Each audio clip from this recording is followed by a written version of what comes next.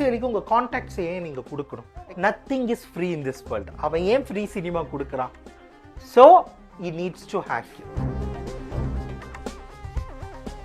Okay, இப்போ என்னோட personal datas பயன்படுத்தி ஒரு ஃப்ராட் நடந்திருக்கு அப்படிங்கிற பட்சத்தில் நான் என்ன பண்ணணும்? ஃபர்ஸ்ட் இம்மீடியட்டாக நீங்கள் வந்து கம்ப்ளைண்ட் பண்ணணும். அந்த லிங்கை கிளிக் பண்ணணும், கியூஆர் கோடை ஸ்கேன் பண்ணணும், உங்கள் மூலிமா ஒரு ஆப்பை இன்ஸ்டால் பண்ணணும். இந்த அடிப்படையில் இந்த 3 ஆக்ஷனில் தான் அவன் ஆக்ட் பண்ணுறான். காலேஜஸில் அவேர்னஸ் கொடுக்கும்போது கூட பசங்களை என்ன சொல்லுவாங்கன்னா, என் அக்கௌண்ட்டில் பணமே இல்லை அப்படின்னுவாங்க. ஸோ ஆபத்து இங்கே என்ன அப்படின்னாக்கா,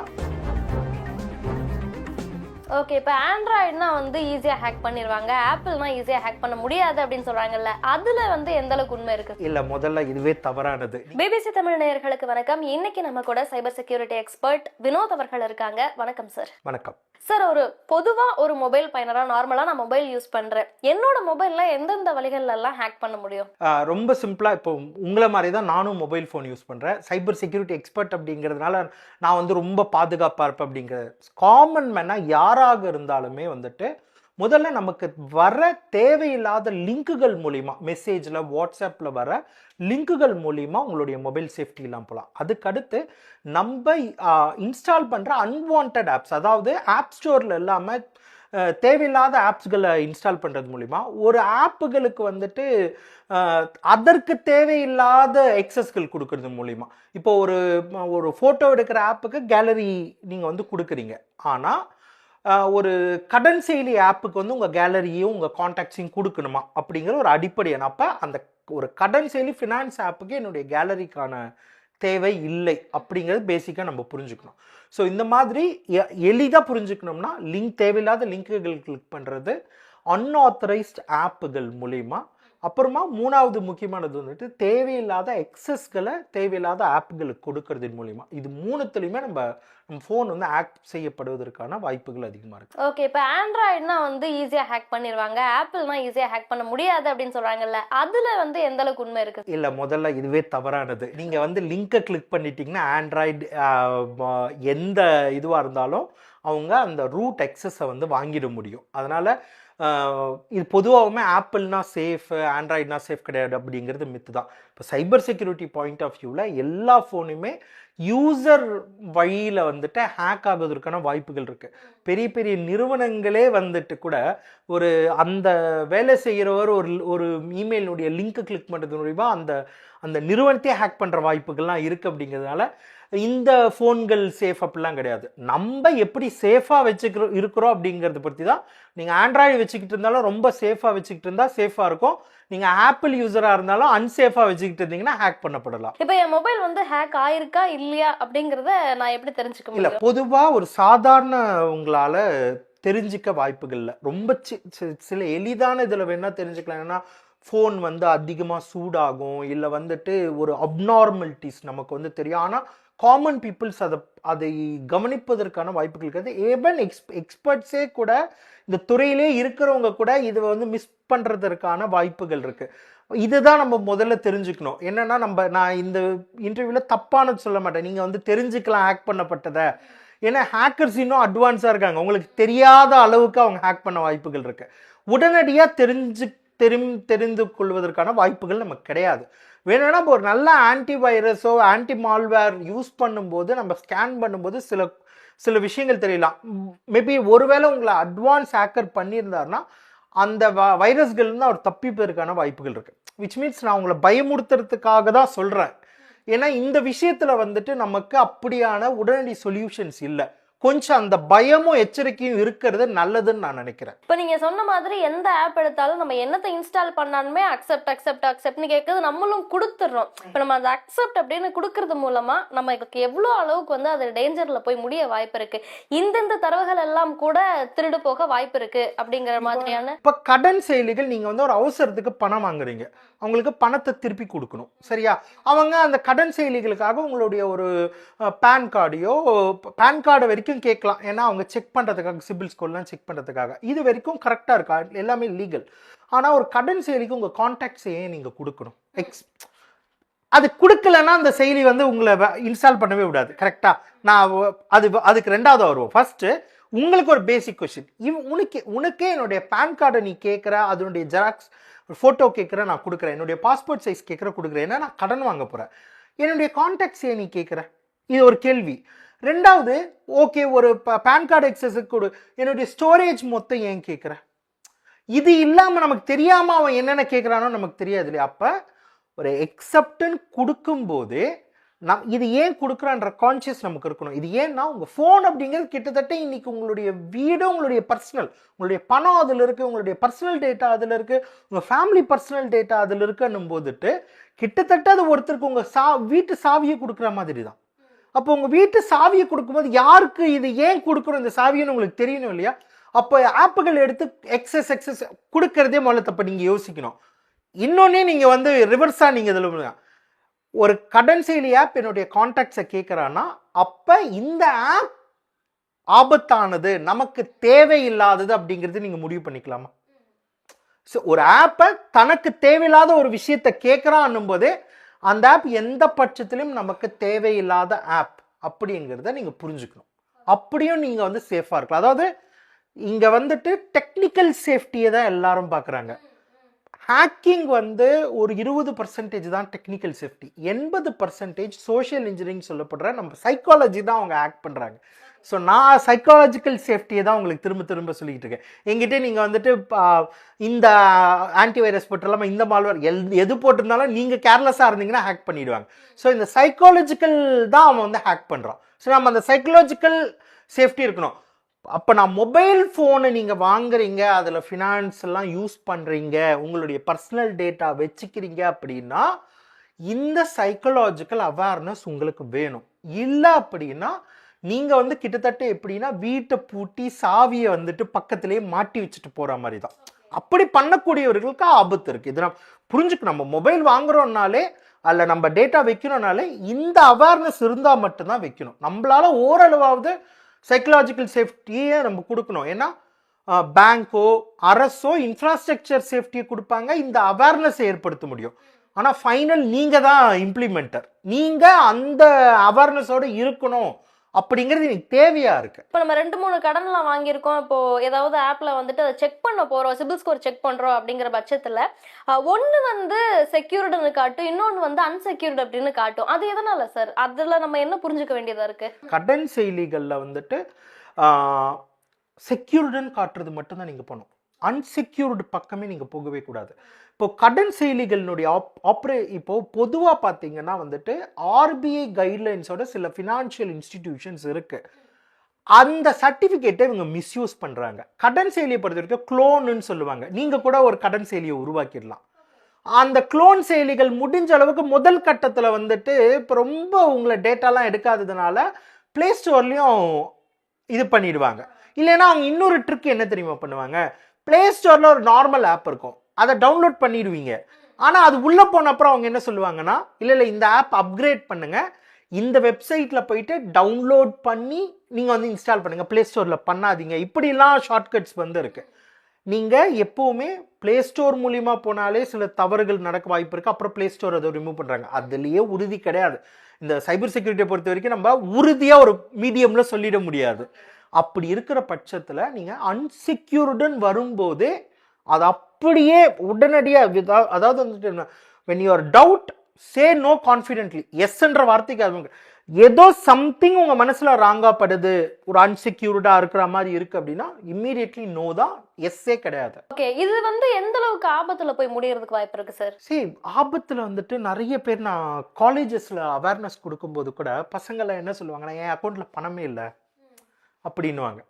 ஸோ ஆபத்து இங்கே என்ன அப்படின்னாக்கா வேற 2 விதமாகவும் இருக்குது. ஒன்று, நாட் ஓன்லி உங்கள் டேட்டாவை அவங்க எடுக்கல, உங்கள் ஃபோனில் உள்ள நுழைஞ்சிட்டாங்கன்னா உங்கள் அப்பா டேட்டா, அம்மா டேட்டா, அவங்க ஃபோன் நம்பர்ஸ் கிடச்சுன்னா அவங்களுக்கு வாட்ஸ்அப் பண்ணி அவங்கள ஹேக் பண்ணுறதன் மூலிமா இன்னும் டேட்டா அவங்களுக்கு கிடைச்சிக்கிட்டே போயிடும்.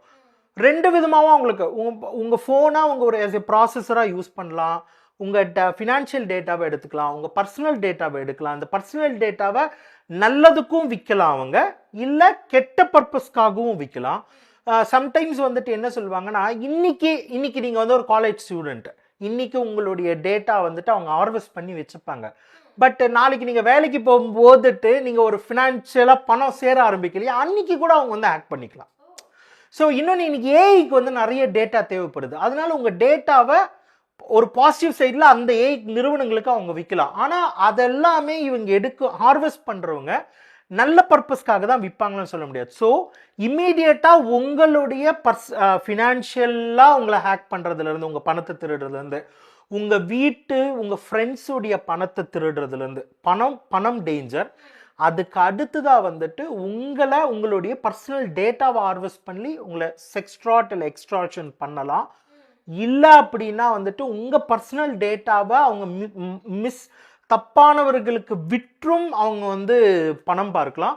ஸோ நம்ம டேட்டா கிட்டத்தட்ட வந்துட்டு இன்னைக்கு இந்த ஏஐ உலகத்தில் வந்துட்டு இன்னைக்கு அட்வான்ஸ் சொஃபிஸ்டிகேட்டட் உலகத்தில் வந்துட்டு ரொம்ப ரொம்ப எந்த வித எல்லைக்கும் போய் மிஸ்யூஸ் பண்ணப்படலாம். இப்போ ஆப்ஸ் இல்லாமல் இந்த மாதிரி நீங்கள் சொன்ன மாதிரி லோன் ஆப்ஸ் இல்லாமல் வேற என்னென்ன வகையில் என்னோட பர்சனல் டேட்டாஸ் அப்படிங்கிறது திருடப்படலாம்? நீங்கள் ஃப்ரீ சினிமா பார்க்குறீங்கன்னு வச்சுங்க, டெலகிராமில் போயிட்டு ஃப்ரீ சினிமா பார்க்குறீங்க, let it be pornographic movies, any new movies, அந்த மூவியை பார்க்க உங்களை ஒரு ஆப் இன்ஸ்டால் பண்ண சொல்லலாம். ஆர் அந்த மூவியே வந்துட்டு ஒரு மால்வேரோட உள்ள வந்து உங்கள் ஃபோனில் உட்காரலாம். Nothing is free in this world. அவன் ஏன் ஃப்ரீ சினிமா கொடுக்குறான்? So E needs to hack you. அது ஒரு வழியாக இருக்குது. இல்லைனா யூஸ்வலாக அது இருக்கு இல்லையா, ஆஃபர்ஸு, அந்த மெசேஜஸ் வர்றதன் மூலிமா ஹேக் பண்ணப்படலாம். இப்போல்லாம் இன்னும் நான் நேற்று கூட ஒன்று கேட்டேன், எனக்கு அதிகாரப்பூர்வமாக எனக்கு இன்னும் வரல. ஃபார் எக்ஸாம்பிள் நீங்கள் ஒரு பார்சல் ஆர்டர் பண்ணுறீங்க, உள்ளே வருது, அவங்களுக்கு ப்ரைஸ் கொடுக்குறேன், ஸ்க்ராட்ச் கூப்பன். அந்த ஸ்க்ராட்சில் வந்துட்டு அவங்க வந்து ஒரு QR கோடு கொடுத்துருப்பாங்க, ஜஸ்ட் இதை ஸ்கேன் பண்ணுங்க உங்களுக்கு ப்ரைஸ் கிடைக்கும் அப்படின்ட்டு. ஸ்கேன் பண்ணும்போது your phone May get hacked. Even simple things.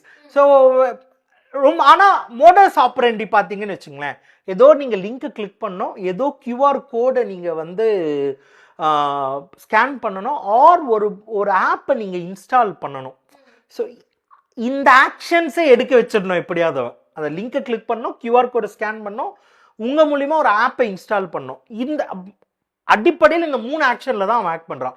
இந்த 3 ஆக்ஷனை எடுக்க வைக்கிற மெத்தட்ஸ் எல்லாம் வேறு வேறு. அது மேபி ஸ்க்ராட்ச் கூப்பனாக இருக்கலாம், சும்மா ஒரு இடத்துல வந்துட்டு ஃபன்னியாக ஒரு QR கோட் ஸ்கேனை போட்டு வச்சுருப்பான், நம்ம போய் தெரியாமல் ஸ்கேன் பண்ணுவோம், அதுவாக இருக்கலாம், மெசேஜஸாக இருக்கலாம், இல்லை இந்த மாதிரி ஃப்ரீ மூவிஸ் மூலிமா வரலாம், எனிதிங். அந்த கேட்ச் ஃப்ரேஸ் வேறவா இருக்கலாம். பட் மோடஸ் ஆப்பரண்டி இதுதான். ஓகே, இப்போ நான் ஒன்ஸ் அக்சஸ் அளவு கொடுத்துட்டேன் அப்படின்னா அதை திரும்ப போய் மாற்ற முடியுமா சார்? இல்லை, மாற்றலாம். நீங்கள் அதுக்கப்புறம் க்ளீன் பண்ணலாம். இப்போ கொஞ்சம் லேட்டஸ்ட் ஆன்டிவைரஸ் சாஃப்ட்வேர்ஸ்லாம் இருக்குது. ஓரளவு வந்து அவங்க எதுவும் பெரிய ஆக்ஷன்ஸ் எடுக்கலை அப்படின்னா நம்ம வந்துட்டு வெளியவும் வந்துட முடியும். நம்ம ஃபேக்ட்ரி ரீசெட் கொடுத்து அதுலேருந்து கம்ப்ளீட்டாக வந்துடலாம். இல்லைன்னா இப்போ நிறைய வந்துட்டு நார்மல் மொபைல் சர்வீசஸ்ஸு, அத்தரைஸ்டு இந்த மாதிரியான ஹேக்கிங் சைபர் செக்யூரிட்டி சர்வீசஸ்லாம் இருக்காங்க. கொஞ்சம் பணம் செலவாகும், பட் உங்களுடைய நெட்ஒர்த்தே அதிகம்னும் போது நீங்கள் அந்த சின்ன பைசா செலவுலாம் அவங்க உங்கள் ஃபோனை வந்துட்டு க்ளீனப் பண்ணியும் கொடுப்பாங்க. ஸோ நீங்கள் அந்த மாதிரி சர்வீசஸையும் வந்து நாடலாம். இல்லை நீங்கள் நார்மல் ஆன்டிவைரஸஸ் மூலிமா பண்ணலாம். ஒன்ஸ் ஹேக் ஆகிட்டா லைஃபே போயிடுச்சு அப்படிலாம் கிடையாது, அதுலேருந்து வரலாம். பட் ஒரு பணம்லாம் போயிடுச்சு அப்படின்னாலோ, கொஞ்சம் டேட்டா லீக் ஆகிடுச்சுனாலோ திரும்ப கேதர் பண்ணுறது கஷ்டம். பட் நம்ம கான்ஷியஸாக இருக்கும்போது அடுத்தடுத்த வாட்டி அந்த டேட்டா வச்சு ஏமாறாமல் நம்ம தப்பிச்சிக்கலாம். இப்போ everyone is using social media. இப்போ சோஷியல் மீடியாவில் நான் ஏதாவது ஒரு ஃபோட்டோ போட்டிருக்கேன், அது வந்து மிஸ்யூஸ் ஆயிடுச்சோ அப்படின்னு எனக்கு ஒரு பயம் இருக்குது அப்படின்னா, என்னோட ஃபோட்டோஸ் மிஸ்யூஸ் ஆயிருக்கா இல்லையா அப்படிங்கிறத நான் எப்படி தெரிஞ்சுக்க முடியும்? அதுக்கு ஏதாவது வழி இருக்கா? இல்லை, இப்போ நம்மளால் அப்படி இம்மிடியேட்டாக வந்து பண்ண முடியாது. நமக்கு தெரியாது எங்கே ப்ரைவேட் மிஸ்யூசஸ்ன்னு ஒன்று இருக்குது, பப்ளிக் மிஸ்யூஸ்னு ஒன்று இருக்குது. உங்கள் ஃபோட்டோவை எடுக்கிறாங்க, ஒரு டீப் ஃபேக் பண்ணுறாங்க, பப்ளிக்காக ஒரு இன்ஸ்டாகிராம் அக்கௌண்ட்டில் போடுறாங்க. மேபி உங்களுக்கு உங்கள் ஃப்ரெண்ட்ஸ் மூலிமா கூட வர வாய்ப்புகள் இருக்குது. ஆனால் 24 மணி நேரமும் நம்ம ஃபோட்டோ மிஸ்யூஸ் ஆகியிருக்கான்னு கண்டுபிடிக்க நமக்கு வாய்ப்புகள் குறைவு. ஆர் ப்ரைவேட்டில் பண்ணுறாங்கன்னாலும் நமக்கு வந்து தெரியாது. பட்டு இதுக்கு வந்துட்டு என்னன்னா, நம்ம பப்ளிக் ஃபோரம்ஸில் வரும்போது அந்த மிஸ்யூஸ் இருக்கு இல்லையா, அதனுடைய கண்ட்ரோல் நம்ம கிட்ட கிடையாது. அது ஒரு இண்டிவிஜுவல் யூசர் கண்ட்ரோல் கிடையாது. அது comes under platform and government control. Okay, நான் சொல்கிறது உங்களுக்கு புரியுதா? ஸோ விச் மீன்ஸ் நான் சோஷியல் மீடியாவில் நான் ஷேர் தான் பண்ணுவேன். ஸோ என்னுடைய இதை ப்ரொடெக்ட் பண்ண வேண்டிய பொறுப்பு வந்துட்டு அந்த பிளாட்ஃபார்முக்கும் அரசுக்கும் தான் இருக்குது. நான் வந்துட்டு எடுத்துக்கிட்டு இது பண்ண முடியும். இப்போ நீங்கள் இப்போ ரோட்டில் போகிறீங்கன்னா உங்களுடைய ப்ரொடெக்ஷன் வந்து கவர்மெண்ட்டுக்கோ இல்லை நீங்கள் இருக்கிற அந்த ஸ்பேஸ் தான் கொடுக்கணுமே தவிர வெளியவும் ப்ரொடெக்ஷன் நீங்கள் ஒரு ப்ரைவேட் இதுவை போட்டுட்டு போக முடியாது இல்லையா? ஸோ அதே மாதிரி தான் சோஷியல் மீடியா மிஸ்யூஸ் அப்படிங்கிறது வந்து அது இண்டிவிஜுவல் யூஸ் அது கிடையாது. இப்போ இந்த ஆப்ஸ் எல்லாம் வந்துட்டு ரொம்ப டேஞ்சர் அப்படிங்கிற மாதிரியான ஆப்ஸ் ஏதாவது இப்போ வேற எதுலயாவது பேன் ஆயிருக்கட்டும், இல்லைன்னா இங்க நம்ம இதெல்லாம் ரொம்ப ஜாக்கிரதையா பார்க்க வேண்டிய ஆப்ஸ் அப்படின்னு எது சொல்வீங்க? நான் வந்து ஒன்னே ஒன்று தாங்க சொல்வேன், கடன் செயலி ஆப் தான். ஏன்னா இப்போ கூட அதுக்கான ஒரு சூசைட்ஸ் நடந்துகிட்டே இருக்கு. ஏன்னா மீதி ஆப்ஸ் வந்துட்டு பர்டிகுலராக வந்து கிடையாது இப்படின்னு சொல்ல முடியாது. ஆனால் நீங்கள் பொதுவாக டெலகிராம்ஸ் மூலியமாவோ வாட்ஸ்அப் மூலியமாவோ டைரெக்டாக இன்ஸ்டால் பண்ணுற எல்லா ஆப்ஸுமே டேஞ்சர்ஸ் தான். So be careful when you are handling it purely Telegram especially. ஏன்னா அது ரொம்ப ஹேக்கர்ஸ் ஃப்ரெண்ட்லியாக இருக்குது. ஆனால் கடன் செயலிகள் தான், ஏன்னா இன்றைக்கும் கடன் செயலிகள் கொஞ்சம் இன்னும் வரையறுக்கப்படாமல் இருக்குது. அதில் வந்துட்டு அந்த செயலிகளில் வந்துட்டு இதாகிறாங்க. ஏஐ ஆப்ஸில் உங்கள் டேட்டாவை கொடுக்கும்போது கொஞ்சம் கான்ஷியஸாக இருங்க. ஏன்னா AI apps at the end of the day it's a public, உங்கள் அந்த கான்ட்ராக்டே வந்து இந்த டேட்டாவை நாங்கள் பப்ளிக் யூஸ் பண்ணுவோம் அப்படிங்கிறது தான். ஸோ ஏஐ ஆப்ஸில் இன்னைக்கு நமக்கு பெருசாக வரல. பட் இப்போ ஓப்பன் ஏஐ மாதிரி அத்தரைஸ்டு பர்சன்ஸ்லாம் ஓரளவு நம்ம ரெஸ்பான்ஸ் கேள்வியாவது கேட்கலாம்.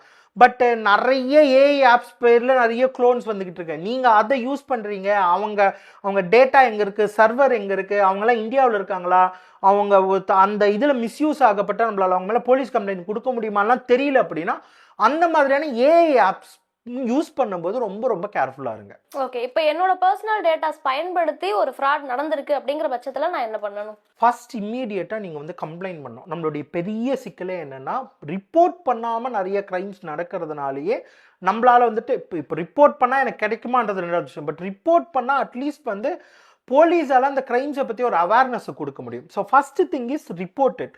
செகண்ட் வந்துட்டு உங்கள் ஃபோன்லேருந்து நடந்திருக்குன்னா ஃபஸ்ட்டு ஒரு ஆன்டிவைரஸ் பெய்டு வெர்ஷன் போட்டு க்ளீனப் பண்ணுங்கள். அது மீறி அப்படின்னா நீங்கள் சைபர் செக்யூரிட்டி போலீஸ்கிட்டயே ஹெல்ப் கேட்கலாம். இல்லை அவங்களுடைய அத்தரைஸ்டு சைபர் செக்யூரிட்டி பீப்புள்ஸ் இல்லை அத்தரைஸ்ட் சைபர் கம்பெனி மூலிமா உங்கள் ஃபோனை நீங்கள் வந்து க்ளீனப் பண்ணிக்கலாம். ஸோ இது வரைக்கும் தான் நம்மளால் வந்து பண்ண முடியும். ஒன்ஸ் அங்கே டேட்டா போயிடுச்சுன்னா அப்புறம் ரெகுலர்லி லைக் சேஞ்ச், எல்லாத்தினுடைய பாஸ்வேர்ட்ஸை சேஞ்ச் பண்ணுறது, மேலே வந்து ப்ரொடெக்ட் பண்ணுறது, பேங்க்கில் இம்மீடியட்டாக வந்து சஸ்பீஷியஸான ஃபினான்ஷியல் இதை பார்க்கறது, அந்த தேவைப்பட்ட அந்த கார்ட்ஸ் அண்ட் அக்கௌண்ட்டை டெம்பரரியாக பிளாக் பண்ணி வைக்கிறது, இந்த மாதிரியான ரெகுலர் ஆக்டிவிட்டீஸ் பண்ணணும். ஸோ இதெல்லாம் step by step. Okay sir, இப்போ கவர்மெண்ட் வெப்சைட்லயும் சரி இல்லை மற்ற ஆன்லைன் பிளாட்ஃபார்ம்ஸ்லயும் சரி என்னோட பர்சனல் டேட்டாஸ் வந்து ப்ரொடெக்டடா தான் இருக்கு, அதை என்னால் என்ஷூர் பண்ணிக்க முடியுமா? இது வந்துட்டு என்னன்னா ஆக்சுவலாக டேட்டா ப்ரொடெக்ஷன் அப்படிங்கிறது வந்துட்டு ஹேக்கர்ஸ் அப்டேட் ஆகிட்டே இருப்பாங்க. ஸோ நம்ம இதை இது ஒரு தனிப்பட்ட யூசர்னுடைய வேலை கிடையாது. இது வந்து பாலிசி மேக்கர்ஸ்னுடைய வேலை. ஆனால் நீங்கள் வந்து இப்படி நான் சொல்கிறேன், உங்கள் டேட்டா சேஃபாக வச்சுக்க வேண்டிய பொறுப்பு அவங்களுக்கு இருக்குது. அப்படி அவங்க பாதுகாக்கலாம் அதுக்கான உரிய காம்பன்சேஷனும் உங்களுக்கு வந்து கொடுத்தே தீரணும். அதனால் ஏற்படுகிற டேமேஜஸ்க்கான காம்பன்சேஷனையும் அவங்க கொடுத்தே தீரணும். இப்போ எனக்கு ஏதாவது ஃப்ராட் நடந்துருச்சு அப்படிங்கிற பட்சத்தில் நான் காவல்துறையை நாடலாம் அப்படிங்கிற ஒரு இது இருக்கு. அது இல்லாமல் நான் அதுக்கு முன்னாடி ப்ரொடெக்ட் பண்ணிக்கிறதுக்கு நான் என்ன பண்ணலாம்? ஒரு பெய்டு ஆன்டிவைரஸை வச்சுக்கிறது நல்லது. நம்ம வந்து ஃபோனுக்கு 25,000 கொடுக்குறோம் அப்படின்னும் போது மேபி ஒரு 500 ஒரு 299க்கு ஒரு பெய்டு வெர்ஷன் வச்சு, இதெல்லாம் வந்து மினிமல்ஸ். நம்ம ஆக்ஷன்ஸ் கொஞ்சம் மினிமல்ஸ். அப்புறமா டேட்டா கான்ஷியஸாக இருக்கிறது, எங்கே நம்ம டேட்டா கொடுக்குறோம், எங்கேனாலும் நம்ம ஃபோன் நம்பரை கொடுக்கறது, எங்கேயாவது ப்ரைஸஸ் எந்த வெப்சைட்லனாலும் நம்ம ஃபோன் நம்பரை கொடுக்கறது அப்படின்னு இல்லாமல் இருக்கிறது, எல்லா இடத்துலையும் நம்ம டேட்டாவை ஷேர் பண்ணாமல் இருக்கிறது, இதெல்லாம் ஒரு என்ன சொல்கிறது நம்ம டிஜிட்டல் ஹைஜீன் அப்படின்னு வந்து சொல்லுவோம். ஸோ நம்ம டிஜிட்டலாக பொறுப்போடு இருக்கிறது. சார், நீங்கள் ரீசெண்டாக பார்த்ததுலேயே இப்படியெல்லாம் கூட ஃப்ராட் நடக்குதா அப்படின்னு நீங்கள் வியந்த ஃப்ராடு? நான் வந்து சைபர் செக்யூரிட்டி அப்படிலாம் போய் பார்க்க மாட்டேன். இப்போ ரொம்ப சிம்பிளாக என்னன்னா, முன்ன காலத்தில் வந்துட்டு ஸ்கேம் அப்படிங்கிறது பண்ணாங்க. இப்போ என்னன்னா மக்களே அந்த ஸ்கேம்ஸ்டர்ஸ்க்கே ஆதரிக்கிற மாதிரி ஒரு பில்டப் வந்து கிரியேட் பண்ணுறாங்க. ஃபார் எக்ஸாம்பிள், நீங்கள் வந்துட்டு ஆட்ஸ் பார்த்தா உங்களுக்கு காசு கிடைக்கும் அப்படிங்கிறது ஒரு ஸ்கேமு. அவங்க எப்படி இவங்களை மேனிப்புலேட் பண்ணுறாங்க அப்படின்னா, போலீஸ் கேஸ் எல்லாம் ஃபைல் ஆகும்போதுட்டு அவங்க ஃபாலோவர்ஸ்க்கு அவங்களுக்கெல்லாம் என்ன சொல்கிறாங்கன்னா, நீங்கள்லாம் பணக்காரர் ஆகிறத வந்து கவர்மெண்ட் தடுக்குது அப்படின்னா இவங்க நம்பிட்டு கவர்மெண்ட்டுக்கு அகென்ஸ்டாக போகிறாங்க. ஸோ ஈவன் என்னன்னா, இப்போ முன்ன ஸ்கேம்ஸ்டர்னு ஒருத்தரை கண்டுபிடிச்சா கூட அவங்க ரொம்ப சேஃப் ஹெவனில் இருக்கிற அளவுக்கு மக்கள் கொஞ்சம் என்ன சொல்கிறது, அது அப்பாவின்னு சொல்கிறத வந்து முட்டாளாக இருக்காங்கன்னு சொல்கிறதா, கிட்டத்தட்ட ஸ்கேம்ஸ்டர்ஸ்க்கு ஆதரவான சைக்கலாஜிக்கல் மேனிப்புலேஷன்ஸ் இருக்கு இல்லையா, அது எனக்கு இப்போ ரொம்ப ஷாக்கிங்காக இருக்குது. அப்புறமா நான் சொன்ன இந்த பார்சல்ஸில் வந்துட்டு வராச்சு. இதுவும் கொஞ்சம் ஷாக்கிங்காக இருக்குது. ஏன்னா இப்போ நானே கூட அந்த மாதிரி நிறைய பார்சல்ஸ் வாங்குவேன். இந்த மாதிரி ஆஃபர்ஸ் பண்ணும்போது ஸ்க்ராட்ச் பண்ணி நம்ம ஸ்கேன் பண்ண நமக்கே தெரியாமல் கூட பண்ணுற வாய்ப்பு இருக்குது அப்படிங்கிறது. இது ரெண்டுமே வந்துட்டு ரொம்ப ரொம்ப டேஞ்சராக இருக்கு. Okay sir. அதே மாதிரி இப்போ கவர்மெண்ட் வெப்சைட்ல இருந்து இப்போ நம்ம ஈச்சலான் நீங்க கட்டாம இருக்கீங்க கட்டுங்க அப்படின்லாம் வருது. எக்ஸாக்டா கவர்மெண்ட் வெப்சைட் மாதிரியே அது நமக்கு தெரியறதுனால நம்ம ஈஸியா உள்ள போயிடுறோம். ஸோ இதெல்லாம் நான் எப்படி கிராஸ் செக் பண்றது? ஒரு தடவையும் வந்துட்டு ஓகே இந்த லிங்க் வந்து சரிதானா அப்படின்னு எப்படி நான் தெரிஞ்சுக்கிறது? ஆக்சுவலாக நமக்கு காமன் பீப்புள்ஸ்க்கான அந்த டெக்னாலஜி இம்மீடியட்டாக நம்மக்கிட்ட கிடையாது. அது ஒரு ஒத்துக்கிறேன். ஆனால் ஜென்ரலாக நம்ம சொன்ன சின்ன டெக்னிக்கில் அதை கண்டுபிடிச்சலாம். என்ன அப்படின்னா, எனி கவர்மெண்ட் வெப்சைட் பணம் கேட்க மாட்டாங்க. ஜென்ரலி ஸ்பீக்கிங் பணம் கேட்க மாட்டாங்க. பட் அவங்க பணம் கேட்குறாங்க அப்படின்னாலும் நம்ம கட்டும்போது லீகலாக பார்த்தீங்கன்னா அது என்ன பணம்னு மென்ஷன் ஆகியிருக்கும். நீங்கள் ஆப்பில் கட்டினாலும் சரி, இல்லை அதற்கு அவங்க டிஃப்ரெண்ட் மோட்ஸ் வச்சுருப்பாங்க. டிடியில் கட்டலாம், செக்கில் கட்டலாம், அக்கௌண்ட்டுக்கு ட்ரான்ஸ்ஃபர் பண்ணலாம். ஸோ அப்போ உங்களுக்கு ரொம்ப இந்த வெப்சைட் டவுட்டாக இருக்குது அப்படின்னாக்கா நீங்கள் அக்கௌண்ட்டில் கூட ட்ரான்ஸ்ஃபர் பண்ணிக்க. ஏன்னா அது உங்கள் கண்ட்ரோல், நீங்கள் பண்ணுற அமௌண்ட் தான் போகும். இல்லை பண்ணும்போது அமௌண்ட்டை பாருங்கள். இட்ஸ் 120 rupees கவர்மெண்ட் கட்ட 120 மென்ஷன் ஆகியிருக்கான்னு பாருங்கள். இது மூலிமா நம்ம வந்து பண்ணலாம். இன்னொன்று பணம் ரிசீவ் பண்ணால் நான் ஏற்கனவே சொல்கிறேன் இல்லையா, ஓடிபி கேட்காது. நம்ம பணம் ரிசீவ் பண்ண ஓடிபி கேட்காது. இந்த மாதிரி சின்ன சின்ன கான்ஷியஸில் இருந்தீங்கனாலும் நம்ம வந்து எஸ்கேப் ஆகிடலாம். சார் இப்போ நம்ம ஆப்ஸ் மற்றதெல்லாம் பேசணும். பட் இந்த ஆதார் நம்பர் அப்படின்னு ஒன்று இருக்குல்ல சார், தொட்டதுக்கெல்லாம் நம்ம ஆதார் நம்பர் தான் கொடுக்குறோம். ஆதார் நம்பர் ஒரு ஹேக்கர் கையில் இருந்தால் அது எவ்வளோ ஆபத்தானது? அதனால என்ன எக்ஸ்ட்ரீம் ஃப்ராட் எல்லாம் நடக்கலாம்? உங்கள் ஆதார் நம்பர் அப்படிங்கிறது கிட்டத்தட்ட உங்களுடைய வீடு, உங்களுடைய கஜானா எல்லாத்தையும் நீங்கள் அவங்ககிட்ட கொடுத்தாருனா. ஏன்னா Aadhaar is linked with everything. No அது பாஸ்போர்ட்டோட இருக்குது, பேன் கார்டோட இருக்குது, பேங்க்கோட இருக்குது, உங்களுடைய பர்சனல் டேட்டா இருக்குது, பயோமெட்ரிக்ஸ் டேட்டா இருக்குது. அவங்க வந்துட்டு சிம்பிளாக சொல்லணும்னா ஒரு போலி சிம் கார்டு வாங்குறதுல ஆரம்பித்து உங்கள் பேங்க் அக்கௌண்ட் எக்ஸஸ் பண்ணுற எல்லா டேட்டாவுமே அவங்கக்கிட்ட ஈஸியாக போய்டும் ஒரு ஆதார் நம்பரை கொடுக்கறது மூலிமா இன்றைக்கி. ஆனால் ஆதார் பார்த்தீங்கன்னா நிறைய திங்ஸ் வைக்கிறாங்க. என்ன அப்படின்னா, நீங்கள் எல்லா இடத்துலையும் ஆதார் கொடுக்காதீங்க. ஆதார் கொடுக்கறதுக்கு பதில் வந்துட்டு ப்ரைவேட் ஐடென்டிஃபிகேஷன் ஆதார்னு ஒன்று ஜென்ரேட் ஆகும், அந்த நம்பரை ஷேர் பண்ணுங்கள். இப்போ ஒரு ஆதார் ஆப் லான்ச் பண்ணியிருக்காங்க. ஸோ இதில் உங்கள் ப்ரைவசியை வந்து அதிகப்படுத்துங்க அப்படின்லாம் சொல்கிறாங்க. பட் இது ப்ராக்டிஸ்க்கு வர்றதுக்கு கொஞ்சம் கஷ்டமாக இருக்குது. ஏன்னா மக்களுக்கு அது தெரிய மாட்டேங்குது. அது வந்து அவங்க அது முழுக்க அரசினுடைய பொறுப்பு தான். அரசு தான் அந்த அவேர்னஸ் அதிகப்படுத்துகிறோம். இப்படி டிஜிட்டல் அரெஸ்ட் பண்ணாங்களோ. பட் இது மூலியமாகவும் நம்ம ஒரு பாயிண்ட்டை ஸ்ட்ரெஸ் பண்ணுறோம். ஆதார் அப்படிங்கிறது ரொம்ப சென்சிட்டிவான டேட்டா. அது சுண்டல் மாதிரி எல்லா இடத்துலையும் ஜெராக்ஸ் எடுத்து கொடுக்காதீங்க. ஆதார் எங்கேயாவது கொடுக்க வேண்டிய தேவை இருந்ததுன்னா அங்கே வந்து செக் பண்ணிக்கங்க, இந்த ஆதார் மிஸ்யூஸ் பண்ணப்படாது அப்படின்ட்டு. ஏன்னா நிறைய பேர் இப்போ கவர்மெண்ட்ஸ்லேயே கூட ஆதார் கேட்கக்கூடாதுன்னு சொன்னால் கூட அவங்க ஈஸி ப்ராசஸ்க்கு ஆதார் தான் கேட்குறாங்க. ஸோ மக்களுமே என்னென்னா இது ஓகே, இது ஸ்கீமே, இது மக்கள் வந்துட்டு இது நம்ம ஒரு கவர்மெண்ட் என்டிட்டி கிட்ட கொடுக்குறோம், அவன் சேஃபாக வச்சுப்பானே. ஏன்னா அவங்க அப்படி தான் நம்புவாங்க. காலங்காலமாக மக்கள் அப்படி தான் நம்புறாங்க, கவர்மெண்ட் கிட்ட சேஃபாக இருக்கும். ஸோ அவங்க அப்படி தான் கொடுக்குறாங்க. அதை நம்மளால் கொஷினும் பண்ண முடியாது. நீங்கள் கவர்மெண்ட்டில் சேஃப், அப்போ அந்த என்டிட்டிஸ் அதை சேஃபாக வச்சுக்கணும். பட் ஆதார் மிஸ்யூசஸ் நடக்கலாம் அப்படின்னு அட்லீஸ்ட் மக்கள் வந்து தெரிஞ்சுக்கிட்டாங்கன்னா, நாளைக்கு ஒரு வேளை ஏதாவது ஒரு இவங்களுக்கு சந்தேகமான விஷயம் வரும்போதுட்டு மேபி நம்ம ஆதார் கொடுத்தா இங்கே மிஸ்யூஸ் ஆகியிருக்கு அப்படிங்கிறத புரிஞ்சுக்க முடியும். சைபர் ஃப்ராட் நெட்வொர்க் அப்படிங்கிறது ஒரு குறிப்பிட்ட கண்ட்ரியை சார்ந்தது அப்படின்னு நம்ம சொல்ல முடியாது. இங்க இருக்கிறது எந்த நாட்டில் வேணா மிஸ்யூஸ் பண்ணப்படலாம். இந்த நெட்வொர்க் எப்படி சார் ஃபார்ம் ஆகுது? இல்லை, இந்த நெட்வொர்க் எப்படி ஃபார்ம் ஆகுதுன்னா, இது ஜென்ரலாக வந்துட்டு இது எப்படி அதனுடைய உளவியல் பின்னாடி குற்றவாளிகளினுடைய அடிப்படை உளவியல் தான். ஆனால் இது ஒரு நாடு சம்மந்தப்பட்டதெல்லாம் கிடையாது, முடிஞ்சு வச்சு.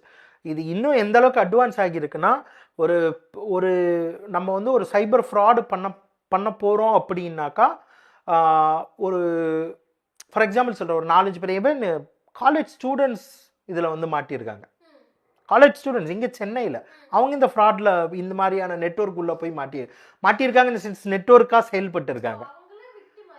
விக்டீம் கிடையாது, அவங்களே அந்த நெட்வொர்க்காக செயல்பட்டுருக்காங்க. ஒரு காலேஜ் ஸ்டூடெண்ட் ஏன் அவர் வந்துட்டு இப்படி ஒரு சைபர் கிரிமினலாக மாறினாருன்னு நமக்கு வந்து தெரியாது. அதை நம்ம ஆராய்ச்சி தான் பண்ணணும்.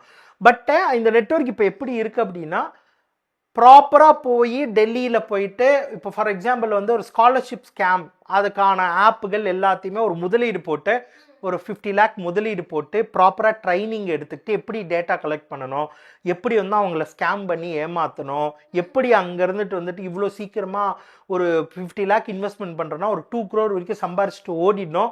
இது எல்லாத்தையுமே அவங்க வந்து ரொம்ப ப்ரொஃபஷ்னலாக பண்ணுறாங்க, கற்று கொடுக்குறாங்க. இந்த ஆப்புகள் வந்து டார்க் நெட்டுன்னு சொல்லி டார்க் மார்க்கெட்டில் இது ஒரு பெரிய பிஸ்னஸாக இருக்குது. ஸோ இந்த மாதிரி ஆப்புகள் உருவாக்குறது, இந்த மாதிரி கியூஆர் நம்ம ஈஸியாக சொல்லிடுறோம். உங்கள் கிட்ட இருந்து நான் ஒரு லிங்க் QR கோடு அனுப்புகிறேன், அதை நீங்கள் ஸ்கேன் பண்ணுறீங்க. ஸ்கேன் பண்ண உடனே 33,000 ரூபா அதுலேருந்து எனக்கு ட்ரான்ஸ்ஃபர் ஆகுது நீங்கள் பின் நம்பர் கொடுத்த உடனே. ஸோ இந்த 33,000 ரூபாய்க்கான QR கோடை ப்ராப்பராக எப்படி பண்ணுறது அப்படிங்கிறது ஒரு டெக்னாலஜி தானே. அந்த டெக்னாலஜிக்கு அவன் வந்து ஒரு 1 லட்ச ரூபா 2 லட்ச ரூபா கொடுத்து வாங்கியிருப்பான். இந்த மாதிரி ஒரு லிங்கை QR கோடாக மாற்றி அனுப்புகிற அந்த ப்ரோக்ராமையோ அந்த சாஃப்ட்வேரையோ அவங்க வந்து டார்க் மார்க்கெட்ஸில் வாங்கியிருப்பாங்க. So it's not like dark market அப்படிங்கிறது யாரோ ஒருத்தர் பண்ணுறதில்ல, அது ஒரு மார்க்கெட் இருக்குது. அங்கே போய் நீங்கள் அதுக்கான சைபர் கிரைம்கான சாஃப்ட்வேர்கள்லாம் வாங்கணும். அந்த சாஃப்ட்வேர் எப்படி யூஸ் பண்ணன்ற ட்ரைனிங் இருக்கணும், அதை எப்படி நீங்கள் மாட்டிக்காமல் பண்ணணும், எப்படி அவங்ககிட்ட வாய்ஸில் பேசணும், இதெல்லாமே ஒரு ட்ரைனிங் இருக்குது. ஸோ இது வந்து ஒரு இன்னும் சொல்ல போனால் ஒரு ப்ரொஃபஷ்னல் நெட்வொர்க்கு. இதுக்கு நாடு அப்படின்லாம் கிடையாது.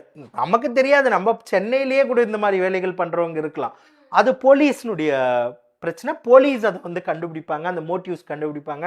அது கோயிங் ஃபார்வர்ட் இப்போ முன்ன விட இப்போ போலீஸ் வந்து ரொம்ப அட்வான்ஸ் ஆகியிருக்காங்க. ஏன்னா அவங்க தொடர்ந்து மாட்டும் போது ஸ்டடி பண்ணிக்கிட்டே இருக்காங்க. பட் இது வந்து நம்ம கற்பனைக்கு மிஞ்சின ஒரு ப்ரொஃபஷனல் நெட்வொர்க் அப்படிங்கிறத புரிஞ்சுக்கணும். இப்போ நான் யூஸ் பண்ற வைஃபை இருக்குல்ல சார், ஆஃபீஸ்ல ஏதாவது ஜெனரல் வைஃபை யூஸ் பண்றோம் அப்படின்னா அந்த வைஃபை மூலமா என்னோட பர்சனல் டேட்டாஸை ஹேக் பண்ண முடியும். எப்பவுமே பப்ளிக் வைஃபை யூஸ் பண்ணவே பண்ணாதீங்க, பப்ளிக் சார்ஜர்ஸ் யூஸ் பண்ணவே பண்ணாதீங்க. ஏன்னா நீங்கள் எல்லாமே இப்போ USB சார்ஜஸ் தான் பண்ணுவீங்க. தே கேன் ஈஸிலி சின்ன மால்வேர் ப்ரோக்ராம்ஸ் இன்ஸ்டால் பண்ணிடலாம். பப்ளிக் வைஃபையும் டேஞ்சர் தான். ஆஃபீஸ் என்னும்போது கொஞ்சம் டேஞ்சர் இருக்க வாய்ப்பில்லை, ஏன்னா ஆஃபீஸ் ஓரளவு அவங்க சைபர் செக்யூரிட்டி போட்டு வச்சுருப்பாங்க. But public wifis and public chargers ரெண்டுமே டேஞ்சர் தான். இது வந்து ரொம்ப பழைய கான்செப்ட். இது இப்போ புதுசு கிடையாது. இது ரொம்ப ஒரு லாஸ்ட் 5-10 இயர்ஸாக சொல்லிக்கிட்டு இருக்கோம். USB பப்ளிக் ஏர்போர்ட்டில் USB சார்ஜரில் உங்கள் ஃபோனை ஹேக் பண்ண முடியும் அப்படிங்கிறதெல்லாம் இன்றைக்கி அது நோன் மெத்தட். நீங்கள் யூடியூப்பில் கேட்டாலும் நிறைய டெமோஸே உங்களுக்கு வந்து கிடைக்கும். ஸோ அதனால் பப்ளிக் வைஃபை அண்ட் பப்ளிக் இது யூஸ் பண்ணாதீங்க, அதில் சான்சஸ் இருக்குது. நீங்கள் கேட்ட கேள்விக்கு சோசியல் மீடியாஸில் வந்து அதிக வியூஸ் இருக்கிறவங்களோட பேஜ் எல்லாம் ஹேக் ஆகுது, பெருநிறுவனங்களுடைய பேஜ் எல்லாம் ஹேக் ஆகுது, அந்த நிறுவனங்களுடைய எதுவுமே ஹேக் ஆகுது. பெருநிறுவனங்கள்லாம் எப்படி இதுக்கு போய் இரையாகிறாங்க? இப்போ இவங்களோட இதை வச்சு என்ன பண்ண முடியும்? இல்லை இது என்னன்னா, நீங்கள் இது இப்போ கொஞ்சம் ஓரளவு கம்மியாக இருக்குது. நடுவில் இந்த கிரிப்டோ கரன்சி வந்து ஃபேமஸாக இருந்த போதுட்டு இந்த கிரிப்டோ ஹேக்கர்ஸ் வந்து என்ன பண்ணுவாங்க அப்படின்னா, இந்த பாப்புலர் பேஜஸ் இருக்கு இல்லையா, இந்த பாப்புலர் பேஜஸ் ஹேக்கிங்னா நீங்கள் ஏதோ பெரிய ஹேக்கிங்லாம் பண்ணியிருக்க மாட்டாங்க. யூடியூப்பு ஃபேஸ்புக்கெலாம் நீங்கள் போய் ஹேக் பண்ண முடியாது. ஆக்சுவலாக அந்த அட்மின்ஸ்க்கு இவங்க ஆக்சுவலாக அந்த மாதிரி ட்ராப் லிங்க்ஸ் கொடுத்துருப்பாங்க. அந்த அட்மின்ஸ் தெரியாமல் என்னன்னா ரொம்ப சிம்பிள், யூடியூப்பில் பாலிசி அப்டேட் ஆகியிருக்கு, நீங்கள் கொஞ்சம் லிங்க் உங்கள் பாஸ்வேர்ட்லாம் கொடுத்து பாலிசி அப்டேட் பண்ணுங்க, இல்லைன்னா உங்களுக்கு மானிட்டைசேஷன் வராதுன்னு ஒரு லிங்க் வரும். பார்க்க யூடியூப்லாம் இருக்கும். 99% இந்த மாதிரி அவங்க எல்லாருக்கும் ஒரு பேனிக் இருக்கிற மாதிரி அவங்களுக்கு ஒரு பேனிக் இருக்குது. அந்த மானிட்டைசேஷன்னா அவங்க பேனிக் ஆகிடுவாங்க. அவங்க போய் கிளிக் பண்ணிவிட்டு யூசர் ஐடி பாஸ்வேர்டு கொடுப்பாங்க, ஹேக் ஆகிடும். அவன் உடனே போயிட்டு ஃபோன் நம்பர் எல்லாத்தையும் மாற்றிடுவான். பட் இதில் ஆக்சுவலாக அவங்க என்ன பண்ணுவாங்க அப்படின்னா, இந்த கிரிப்டோ கரன்சியில் நீங்கள் இன்வெஸ்ட்மெண்ட் பண்ண கொஞ்சம் 1 ஹவரில் டபுள் ஆகிடும், 2 ஹவரில் டபுள் ஆகிடும். அது நீங்கள் பார்த்தீங்கன்னா இந்த அட்மின் கிளிக் பண்ணி லாஸ் பண்ணிவிட்டு அவர் பார்த்தீங்கன்னா உடனே ரியாக்ட் ஆகிடுவார், ஹேக் ஆகிடுச்சு அப்படின்ட்டு. அங்கேருந்து ஒரு மேக்ஸிமம் யூடியூபோட ஒர்க் பண்ணோம்னா 5 to 6 ஹவர்ஸ் மேக்ஸிமமில் அவங்க மீட்டுருவாங்க, மேக்ஸிமம் 1 டே. ஆனால் அந்த 5 to 6 ஹவர்ஸ் அவங்க அந்த லைவ் வீடியோ போடுறது மூலிமா இந்த ஏற்கனவே இருக்கிற யூசர்ஸ் இருக்காங்களே இதில் பல பேர் போய் ஏமாந்துருவாங்க. அவன் என்னன்னா அந்த 5 ஹவர்ஸ்க்குள்ளே அவனுக்கான பணம்லாம் வந்துடும், அப்புறம் நீங்கள் மீட்டுருவீங்க யூடியூப் கிட்ட சொல்லி. பட் இதுக்குள்ளே அவங்க ஒரு பணம் பண்ணிடுவாங்க. பொலிட்டிக்கல் ஹேக்கிங்ஸும் இருக்குது, பொலிட்டிக்கலாக அவங்கள முடக்கிறதுக்காகவும் ஹேக் பண்ணுவாங்க. பட் அது நம்ம இதில் எப்படினாங்க. பட் இதில் என்ன பண்ணுவீங்க நீங்கள் கேட்டிங்கன்னா, இந்த மாதிரி ஃபாஸ்ட்டாக ஒரு 5 ஹவர்ஸ் வீடியோ ஓட்டுவான், அதில் ஒரு கணிசமான பேர் காசு கொடுத்துருவாங்க. மேபி ஒரு 1 லட்சம் பேர் 100 ரூபா கொடுத்தா கூட முடிஞ்சு போச்சுல்ல. இன்னொன்று அவங்க அதை போய் கம்ப்ளைண்ட்டும் பண்ண மாட்டாங்க. இந்த சின்ன மீன் ஸ்கேம்ஸ் வந்து ரொம்ப இம்பார்ட்டண்ட். என்னென்னா, உங்களை பெருசாக ஸ்கேம் பண்ணுறதை விட ஒரு 1 லட்சம் பேர் 100 ரூபா ஸ்கேம், 499 ரூபா ஜீன்ஸ் பேண்ட், 5000 லிவிஸ் பேண்ட் வந்து ஜஸ்ட் 499 தான் அப்படின்னு சொல்லிட்டு ஒரு 1,00,000 காலேஜ் ஸ்டூடெண்ட்ஸு ஒர்க்கர்ஸ் அவங்கள ஏமாத்திட்டேன்னு வச்சுங்க. நீங்கள் 499 சைபர் கிரைம் ரிப்போர்ட் பண்ணீங்கன்னா கூட பெருசாக கண்டுக்க மாட்டான். ஆனால் நீங்கள் ஒரு 50,000 பேர் ரிப்போர்ட் பண்ணுறாங்கன்னா சைபர் கிரைம் ரியாக்ட் பண்ணுவாங்க. இப்போ நீங்கள் ஒரு 10 பேர் 20 பேர் தான் போய் ரிப்போர்ட் பண்ணால் 499 அவங்களே என்ன சொல்லுவாங்க, இப்போ க்ரோரில் ஏமாந்துட்டு நிற்கிறாரு 499 அப்படி. ஆனால் இந்த 499 அவன் வந்து பார்த்தீங்கன்னா தமிழ்நாடு ஃபுல்லாக ஒரு 1,00,000 காலேஜ் ஸ்டூடெண்ட்டை ஏமாற்றிட்டு இருப்பான். முடிஞ்சு போச்சு, அவன் பணம் எடுத்துகிட்டு போயிடுவான். ஸோ இந்த மாதிரி இந்த சின்ன ஸ்கேம்ஸ் தான் நிறைய பண்ணுறாங்க. சின்ன சின்ன ஒரு 100 ரூபா, ஒரு 5 மணி நேரம் லைவ்ல ஒரு 1,00,000 பேர்கிட்ட 100 ரூபா தேத்திட்டா போதும். இது மாதிரி ஒரு 10 ஃபேமஸ் யூடியூப் சேனல் பண்ணால் போதும். இப்போ அது நல்லா குறைஞ்சிருக்கு ஆக்சுவலாக.